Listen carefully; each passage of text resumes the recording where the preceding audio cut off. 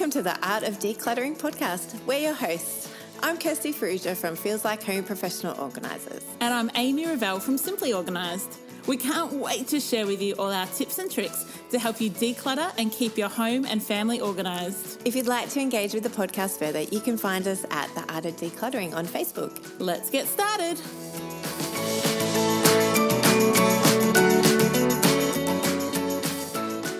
You've joined us for episode 35 of the Art of Decluttering. Today we'll be talking about decluttering and organising your medications. Wow. This is a bit of an interesting topic, but this was a listener request from Tanya Castellino. Yay, Tanya. Thank you for sending that through, Tanya. And I actually love this topic. I have a whole bonus section in my book just on how to declutter and organise your medications because it's an area. What's your book called? Simply Organised by Amy Revell, an expert's guide to decluttering and organising your home. Nice plug. And I just think it's such an area that people totally neglect, but it's actually really important for safety reasons as well as saving a truckload of money. Yeah, there's nothing worse than thinking, no, there's heaps of things worse. It's frustrating when you go to the shops and you're like, oh, I'll just pick up another pack of Nurofen or Panadol, and then you get home and you realise you've got 45 million half-used packets. Do you know what's more annoying? Yes, go for it. Child's ear infection, 3 a.m, screaming, fevers, no pain stop, no Panadol. Yes. We had that the other day with my nephew. He's teething. We were babysitting, like my extended family were babysitting him, and he was screaming his little lungs out. There's just so much pain. But Panadol's not cheap. Like kids' Panadol, like the old, not old school, but like when they're babies, you've got to have like the liquid form. Yeah. It's not cheap. You pay like $17. Yeah, I know. I went down and got it. I know. Yeah. And when you've got 44 trillion of those in your medicine cabinet, that's a lot of money you didn't need to spend on excess children's Panadol that goes off or their weight changes. Yes, and it goes off. So you go to give it to them and realise that it expired in 2011. Yeah, which is no good. So what we want to talk to you today and answer some of Tanya's questions is how in the world do you keep on top of your medicine cabinet? What do you do with your medications? Where do you store them? How do you store them? What do you do when it's time to dispose of them? And some tips and tricks that Kirsty and I have developed and used in our own homes and in clients' homes over the years. Yay. I have to do a bit of a shout out to one of my lovely clients, Emily. When we went through her medications once, it was the first time I'd ever gone through a client's medications. And I was doing like the right thing, going, you're meant to flush tablets down the toilet. And we clogged her toilet and it looked so disgusting because we'd probably emptied like 12 bottles of pills into the toilet and not flushed after each tip, like after each dump of medication. Where's your jingle bells now, Amy? Oh, no, too far away. And they were just like dissolving at the bottom of the toilet bowl. Poor Emily. Like now I know how to do it properly and I would not do it that way. You take him to a pharmacy? Yes. That is the correct way to dispose of old medication is just take it to your pharmacy and they'll dispose of it for you. Free service. It's a true story. This is our community service announcement for you today, listeners. Take your old medication to a pharmacy. They will dispose of it correctly and in a timely manner, not 20 years later. Down a toilet, blocking the toilet. Yes, poor Emily. Poor Emily. We're sorry, Emily, for Amy's incompetence. Hey, we managed to flush it out. Did you have to like shove things down there? We just had to wait for it to dissolve. So the bottom of the toilet looked disgusting. Not the bottoms of toilets usually don't look disgusting. Well, they do if. And then we had to kind of just flush it like quite a few times to get all the remnants of the pills out. Poor Emily. But at least they weren't taking really old antibiotics and things that didn't need to be there. Yes. What I did the other day, Kirst, is I went through my prescriptions. So everyone keeps their prescriptions differently, but here's what I recommend. Just keep them together. Yes. Don't keep some in the bathroom, some in your handbag, some in the kitchen. Don't do that because when you need to get another script, you're going to end up not finding it, going to the doctor's, paying for an appointment, repaying for your script. Don't do that. Keep them all together. And on the midway, on the left-hand side, is a date of issue.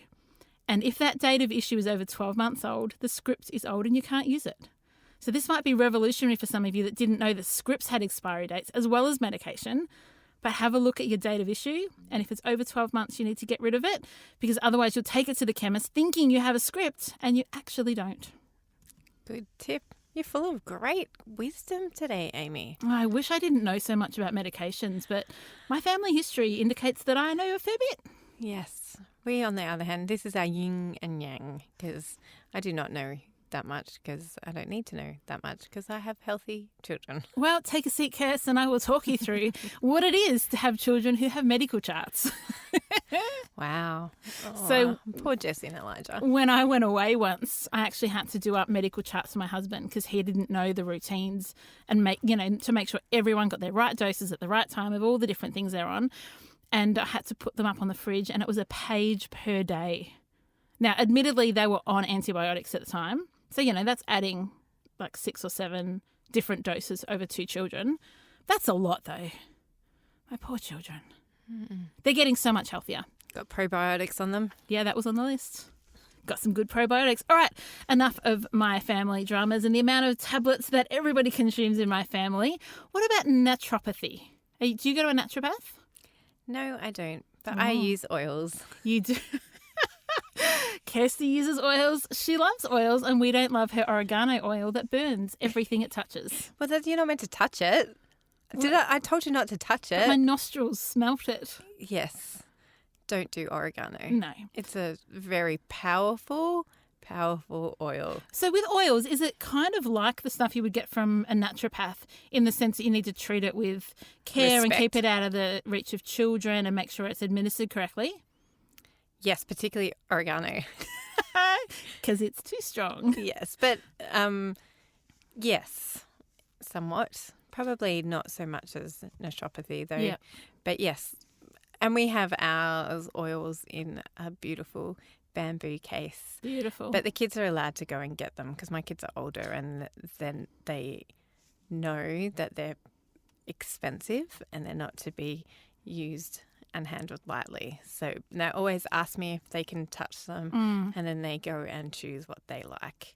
But that's because they're older. I'm not recommending this to anybody. Just saying what we do in our house. You just like them. Even when so my sister-in-law's a naturopath, and when we've been seeing her and had different naturopathy medications, it's important to treat them the same way that you would treat something that your doctor gives you, is that once you have a prescription for something and you've bought, say, a bottle of something, it's important to actually take them.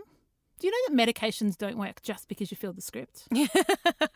Or like antibiotics, just because you take it one day. That's right. That you're meant to take the whole course. The whole course, people. We're not wanting these little the little germs to like multiply and become a force that we can't even reckon with.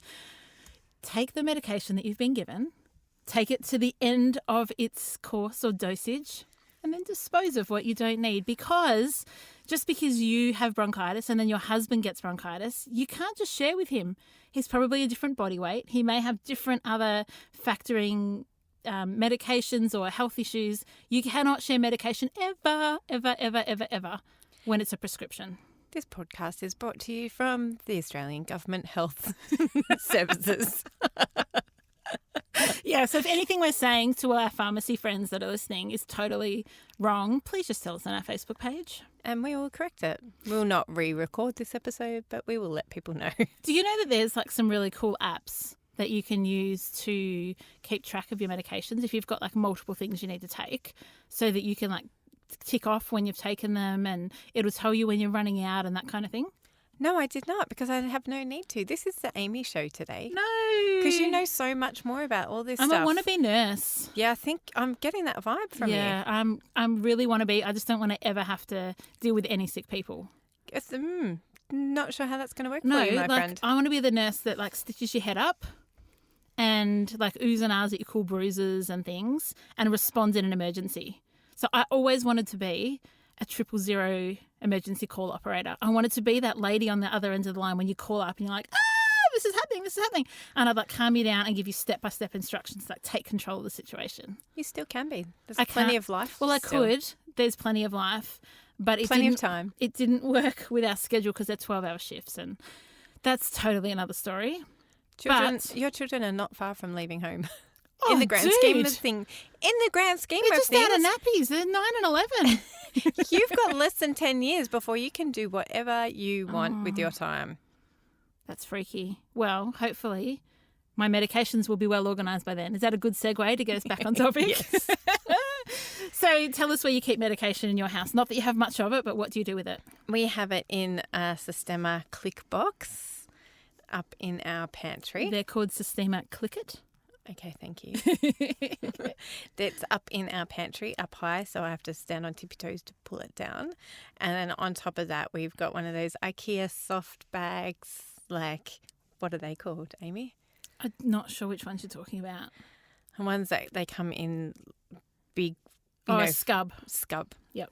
So we've got a scub bag full of like everyday things like Yeah, Band-Aids, good one. Panadol, Nurofen, and that's also up high. So the kids could reach it if they climbed up on the pantry bench. That'd have to be pretty desperate. And they're wise enough Yeah. to know. They climb up there to get Band-Aids all the time for that invisible cut that they have, you know. Band-Aids make everything better. Yeah. It doesn't. You don't need to be. Did you know that you don't have to be bleeding to put a Band-Aid on? According to the has laws, to hurt. according to the laws of Amelie, it just has to hurt. Wow, my boys don't even put Band-Aids on when they're gushing blood. And I'm like, just put it on because it protects the wound. Nah, but it's cool to see all the blood. Okay, no, you could get an infection. Put a Band-Aid on, please. I know. No, Amelie can have like a imaginary dragon bite her finger off, and she would need a Band-Aid. At least Band-Aids are cheap. And then you don't have to hear about it. No, but I have to pick up the packaging because she trails it. Goodness. Trails it. What is it with people's inability to actually put the Band-Aid packaging away? Right. They're not dying No, I know, right? all the time. I know. In my bathroom cupboard. Constantly. Yeah, like really. It's not that hard. Let us know if you too have family members that leave their Band-Aid packets just hanging around for the mysterious packing up fairy to pick up after. I feel we're recording in the studio today, and I feel like we are on radio. I feel like we should say call 1300 787878 to, or 1300 Art of Decluttering to call in and tell us how your children deal with their Band-Aid packaging. That would be really cool. So maybe we need to do some live recordings so people can like message in their questions as we go. Or we can go show of hands, everybody. We could do like an actual live recording where like people come in and like watch us record. How many people can you fit in here, Jared? Two. Right. What about out there? We're at capacity. 4. Okay, so 4 of you can come and join us at our recording studio and we can answer your questions. But you know what we could do one day is go, hey guys, we're going to go live. We're going to be in the studio. We're going to be recording. Just Twitter your questions through. Oh, my gosh, nothing to do with medication, but we're like changing the world here. changing our little worlds. So tell me about those apps. You were talking about those apps. Yeah, so you know how when older people need to remember to take lots of medications, they put them in the pill boxes? Yeah, that go off. What, the pill boxes go off or the pills go off? The pills go off. Because they don't take them? If they're not shut properly. Oh, yeah, that's a fair point because they're out of their wrap. Yeah. If you want to remember to take different medications, I don't remember the name, but we'll put it in the show notes of some apps where you can actually put in what you're taking, what doses, what times, you get little reminders. Hey, it's time to take your blah, blah, blah tablet now. I wonder what blah, blah, blah tastes like. Well, it stops you talking so much, so maybe we better not take that one. More from us in just a few minutes. Don't forget to visit our website, theartofdecluttering.com.au, and sign up for our bonus episode that's not so secret anymore. We've done episodes on linen cupboards, toys, wardrobes, pantries, jewellery, and so many more. So if you're new to the art of decluttering, you'll find loads of great tips like this one from the episode we did on entryways. We keep hooks right next to our door for our keys, so that coming and going, we put our keys straight away. So if you haven't got somewhere to store your car keys, you can go as simple as what Kirsty was saying, and that's just putting a basket somewhere near the door or on top of something that you know where it is, and just make sure they always go in there. And for us, that's just hanging them up near the door. And now back to the podcast for so many more tips and tricks. How do you store your medicines? So we have 2 main ways of storing our medications. We've got one big tub, the very top above the fridge. So again, I'm like you, on tippy toes to get it down. And that is all kind of the non-essential medication, bandages, spare asthma puffers, Hydrolyte, you know, those like after you've had gastro stuff. So the kind of things that we don't use very often, they go up there. And then right near our microwave, we've got 2 Verira IKEA containers, and one of them has all the asthma medication in. So both my kids are asthmatics and they have to have puffers morning and night and have Ventolin available. So that is just for that kind of medication. And the other one has, as you described, your everyday medication, Panadol, Nurofen, Zyrtec, those kind of things that we need fairly regularly that we can access. My kids are older. They're not taking those things without asking. And so it's there ready for us to access. Nasal sprays, those, we all get hay fever. So it's things like that. I just remember we have one of those soft pack first aid kits that you throw in your car. Good one. And that we do throw in the car when we go on holiday, except I didn't, but I haven't needed it because I've got a truckload of Band-Aids in my bag. For when the dragons bite Emily. Yep. And so it's normally stored in the kids' bathroom cupboard because it's just got bandages and the reason it's stored in that bathroom is because it's got those really good tweezers to get splinters out. Yes. I love getting a good splinter out. So Emily is a lot like me. I remember I have a vivid recollection of my parents pinning me down on the ground behind a couch. Like I must have skirted around the back of the couch to escape them and being pinned on the ground while they got a tweezer out, got tweezers to get a splinter out. And I remember thrashing and kicking and being like a banshee. And because I was like that, I have produced one like that. And Emily goes bat crazy. Oh, have you ever tried the I've seen yes. it. Yeah, you have tried it. Is it bicarb or talcum powder? No, what do you put on it? We must not have read our minds properly then. Oh. There's this black ink oil thing that you can put on and it draws it away. But you can put honey and oats. Oh, exfoliates on the way. I'm sure it's honey and oats and that's meant to be a drawing compact too. I was What's at a client talcum powder thing that you talk about? I think it might be bicarb that actually draws it out. It's the same concept as what you were talking about with honey and oats. Okay. Just not as yummy. Yeah, well, I think Emily has now learnt to not go. I remember holding her down at one point and her looking. Listeners, please tell me if you've had the same experience. She was looking at me with such terror in her eyes and looking at me going, you are the one person who's meant to be protecting me and you are inflicting this deathly pain of pulling out a splinter. And I couldn't even look at her. She was bawling, I was bawling, and Simon's just just sit still so I can get it out. But that look in her eyes, you are not protecting me. Yeah, betrayal, that's it. Kirsty. It was horrible. I had to turn away from her. On the few occasions she's done that. It's not just one, it's a few.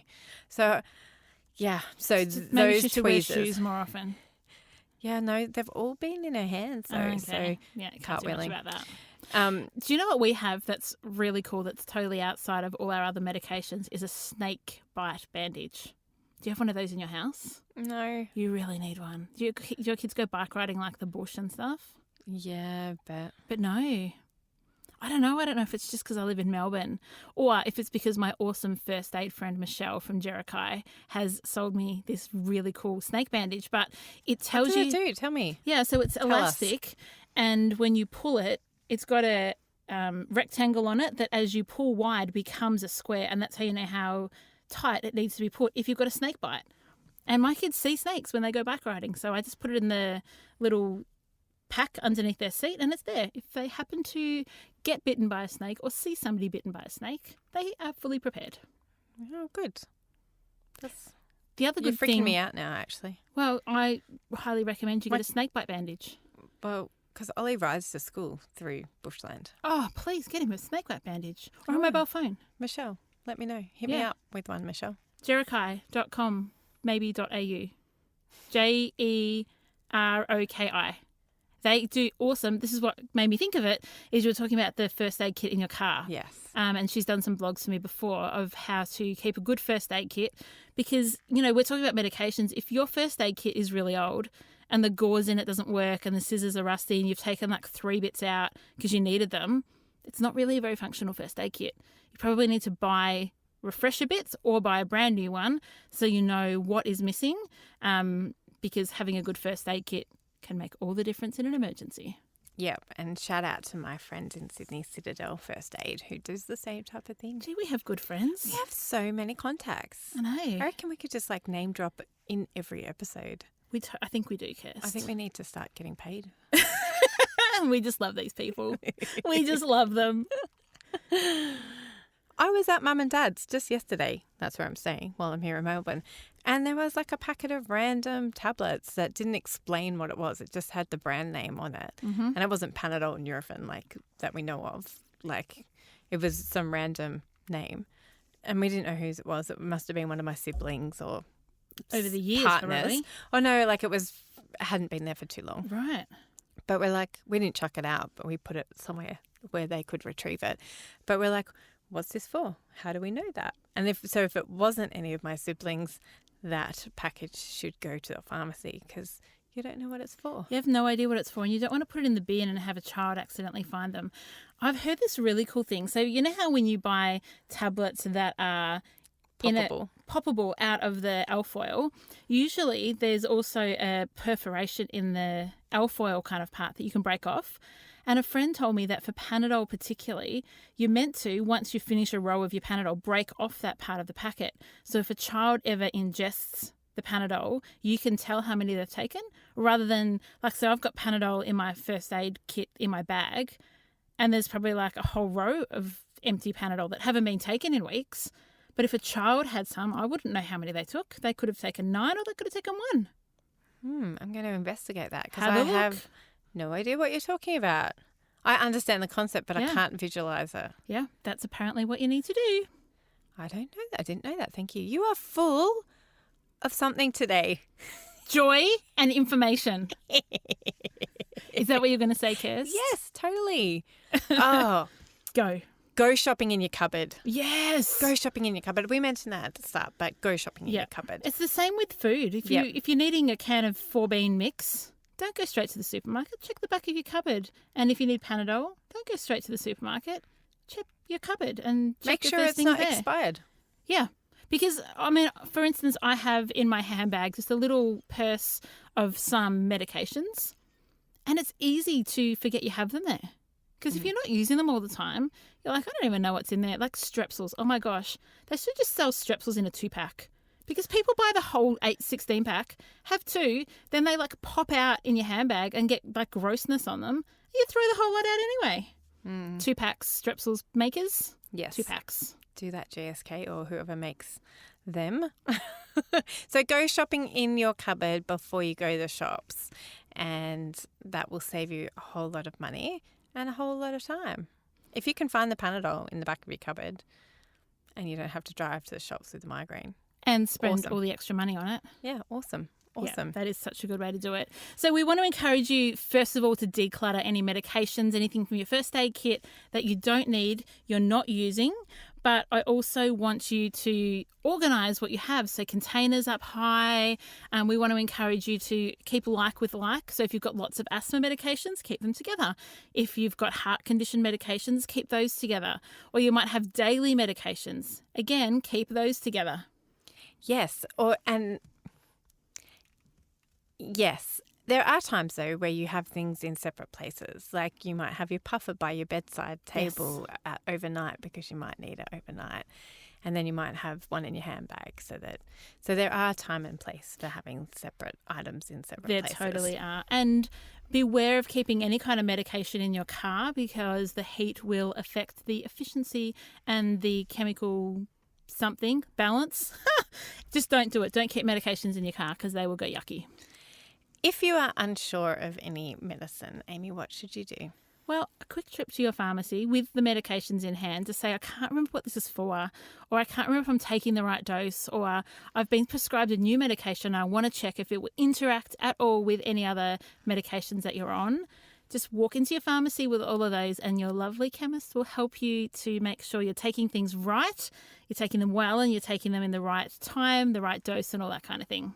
Awesome. So we want you to sort out your medicines this week, and we want you to make sure that you're keeping them, as Amy said, in the best way possible. Get rid of all your old stuff. make sure they're out of reach of young children, make sure they're in reach of children who are capable of getting stuff themselves. Make sure the Band-Aids are close by or out of reach if you don't want trails of Band-Aids, wrappers everywhere. Get this chart app if that would be useful to you, and get rid of everything that you don't know what's for. And Sounds take like a fairly comprehensive episode just on medications. I know. Who would Tanya, have thought? well, Tanya did. Oh, Tanya's amazing. Thank you, Tanya. If you've got any episode requests that you'd like to make, just pop them on our Facebook page or message us. We would love to include them. We just love it when we get listener requests and we can come up with an episode just like this, just for you, Tanya. Hope everybody else gets lots of benefits and lots of tips and tricks from this episode too. And we hope you have a wonderful week. We can't wait to be in your ears while you're out running, while you're doing the school drop-off, while you're doing the housework, or while you're relaxing, drinking your cup of tea or coffee. Till next week. Bye. Bye. Thanks for joining us. If you've learnt something awesome today, do a friend a favour and share this episode so they too can learn the art of decluttering. You can find me, Amy, over at simplyorganised.net or on Facebook as Simply Organised PO. You can find me, Kirsty, over at feelslikehome.net.au or on Facebook as Feels Like Home PO. Don't forget, you can see the show notes in your podcast app or over at our website, theartofdecluttering.com.au. So if there's anything you want more info on, check it out there. If you love what you hear, we'd really appreciate you leaving a review on iTunes. We hope you've enjoyed listening and that you've learnt some tips to help you declutter and keep your home organised. If you'd like to join our supporter community, you can do so over at patreon.com/theartofdecluttering. We hope you have a great rest of your day and enjoy the freedom.